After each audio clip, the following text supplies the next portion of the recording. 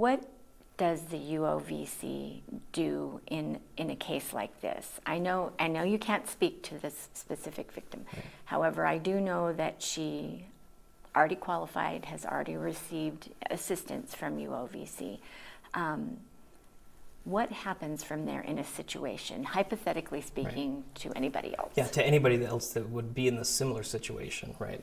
So to us, it doesn't matter if the defendant or the suspect, the offender, passed away or not.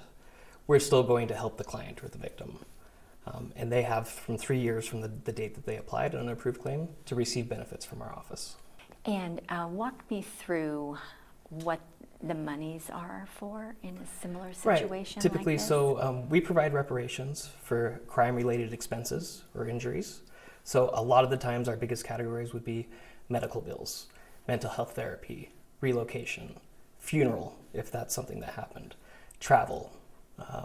Those would probably be the biggest ones that we pay for. And it's the threshold is what, 25,000, depending on the crime? The type of crime, yes. So in this specific case, it was aggravated kidnapping, aggravated robbery, and obstruction of justice, all felonies. So In a similar situation, just hypothetically speaking, that would be a $50,000 claim with our office. if I may ask, has this office ever had this kind of situation happen before where the criminal defendant has passed away? I can't speak to that, if it has or has not happened before. In general, I couldn't speak to that. Okay. Explain to me the difference between reparations and restitution. Right. So reparations is what the Utah Office for Victims of Crime provides to our clients or the victims throughout the state of Utah, right? And that would go over the things that we just previously discussed, like crime-related expenses such as medical bills and mental health therapy. Restitution would be if we get to that point in the case, which doesn't even matter if there's a prosecution or not. But if we happen to get to the end of that, the Utah Office for Victims of Crime would pursue in restitution hearing just up to the amount that we paid for.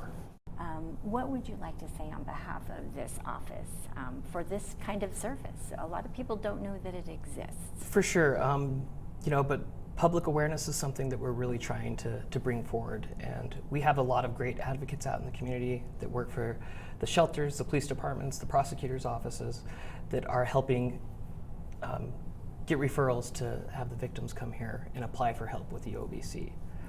Give me the range of crime victims that you see, the violence inflicted on people that this office has helped. I would say the majority of people that we serve and see are coming from violent crimes, sex crimes, child abuse. Those big three areas is what I would say are typically the people that we see come through our doors. And when you're able to help them, what does that feel like?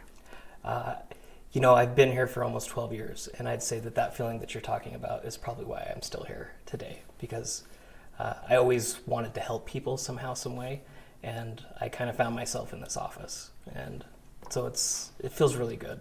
It really does.